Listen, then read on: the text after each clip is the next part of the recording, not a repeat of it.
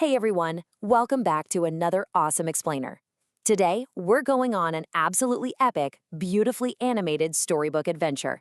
We're traveling thousands of years back in time to uncover an amazing story about a family's survival, some super clever planning, and an incredible promise from God. So, are you ready? Let's dive right into this. Okay, picture this. Can you imagine a world completely covered in swirling, blinding sand?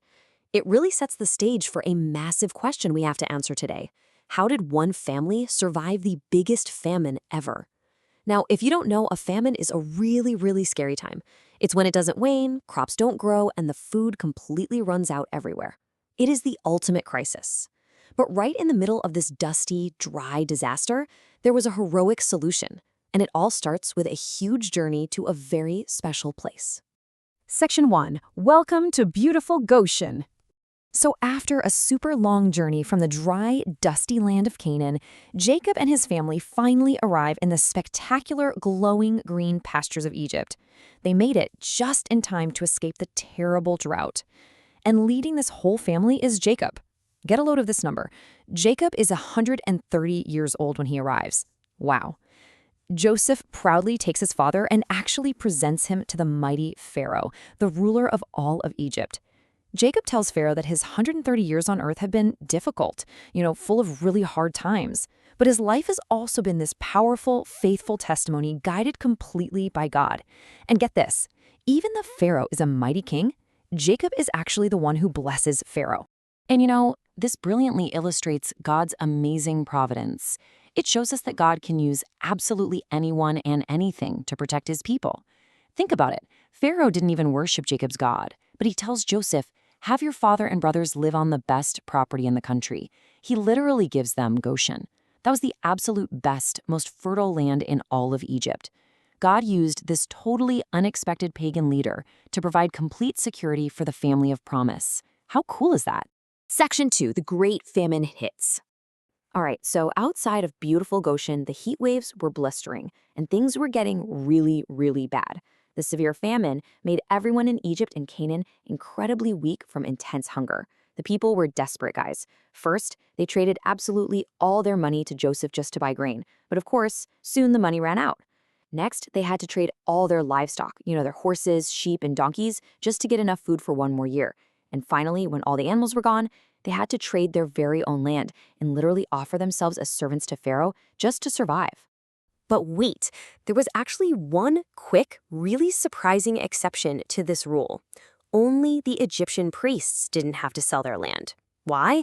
Well, because Pharaoh had this special rule where he provided them with a daily allowance of food, so they never had to trade their fields away. Literally, everyone else, though, gave everything they had to Pharaoh. Section 3. Joseph saves the day.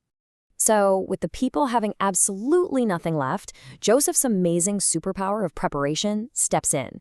He didn't just panic. No way. He had a brilliant master plan to manage all the resources and rescue the entire country. He gave the people seeds to plant in their new fields, but he created this super smart rule. It was the 20-80 rule. Here's how it worked. When the harvest came in, 20% went back to Pharaoh, but a massive 80% stayed with the people. This meant they had plenty of food to eat, enough to feed their kids, and most importantly, they had seeds left over to plant again the very next year. His amazing foresight during times of plenty literally saved millions of lives during times of scarcity. Talk about being prepared. And as you can probably guess, the people were overjoyed.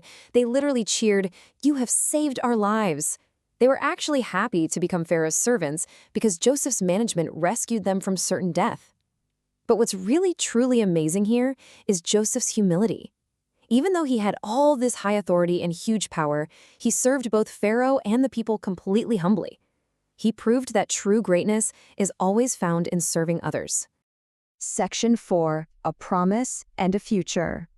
Let's fast forward 17 whole years. Despite being in a totally foreign land, Jacob's family, the Israelites, thrived. They acquired possessions, they were highly productive, and their numbers multiplied greatly. God was perfectly faithful to his promise to make them a great nation. During this peaceful time, surrounded by his huge growing family, in the total safety of Goshen, Jacob lived out those extra 17 years. That brings his total age to an unbelievable 147 years old. But As the golden leaves of autumn fall, we know that the end of his incredibly long life is approaching. And that leads us to Jacob's final, incredibly faithful request. He calls Joseph in and says, "Please carry me out of Egypt and bury me where my fathers are buried." Guys, this is so important. Jacob didn't want to be buried in the wealthy, luxurious land of Egypt. Nope, he wanted to go back to the land God originally promised them. His final thoughts were focused entirely on his spiritual heritage and the legacy of God's promises, rather than all that worldly luxury. Section 5, the big life lessons. So, what did we learn today? First, God's faithfulness and providence. God used totally unexpected ways, even a pagan king, to perfectly protect his family and fulfill his promises. Second, Joseph's humble stewardship. Being prepared, using foresight, and serving others humbly literally saves lives. And third, Jacob's faithful testimony. Remembering where you belong and trusting in God leaves a beautiful, eternal legacy that is way better than all the luxury in the world. So as you look at your own life, how can you use your superpowers of preparation and humility to help the people around you today? Click the bell button, like, share, and subscribe.